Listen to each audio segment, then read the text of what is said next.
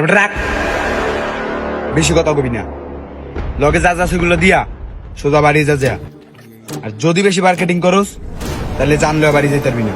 আরে ভাই কি আর আছে, সবই তো নিয়ে গেছেন, মোবাইল, মানি ব্যাগ, ঘড়ি,